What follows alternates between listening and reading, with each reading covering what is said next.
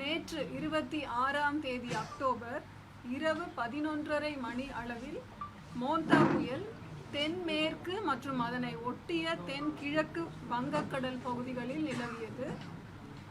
இன்று 27ஆம் தேதி காலை 11:30 மணி அளவில் கடந்த 6 மணி நேரத்தில் மணிக்கு 17 km/h வேகத்தில் மேற்கு வடமேற்கு திசை நோக்கி நகர்ந்து தென்மேற்கு மற்றும் அதனையொட்டிய மத்திய மேற்கு வங்கக்கடல் பகுதிகளில் சென்னைக்கு கிழக்கே சுமார் 480 கிலோமீட்டர் தொலைவிலும், ஆந்திராவின் காக்கிநாடாவிலிருந்து தெற்கு தென்கிழக்கே 530 கிலோமீட்டர் தொலைவிலும், விசாகப்பட்டினத்திலிருந்து தெற்கு தென்கிழக்கே 560 கிலோமீட்டர் தொலைவிலும், போர்ட் பிளேர் அந்தமான் தீவுகளில் மேற்கே 890 கிலோமீட்டர் தொலைவிலும் மோந்தா நிலை கொண்டுள்ளது.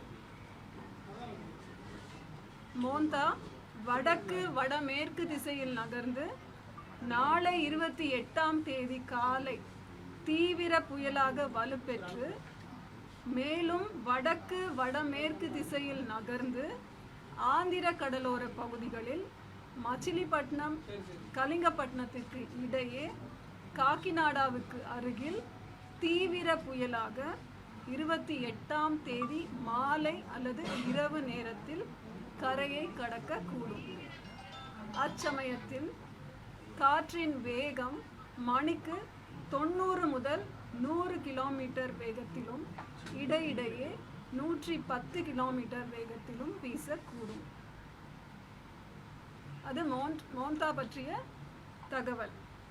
அடுத்து அரபிக்கடல் பகுதியில் நேற்று 26ஆம் தேதி அக்டோபர் மத்திய கிழக்கு அரபிக்கடல் பகுதிகளில் நிலவிய காற்றழுத்த தாழ்வு மண்டலம் டிப்ரெஷன் வடக்கு வடகிழக்கு திசையில் நகர்ந்து இன்று 27ஆம் தேதி அக்டோபர் காலை 11:30 மணி அளவில் அதே பகுதிகளில் நிலவுகிறது.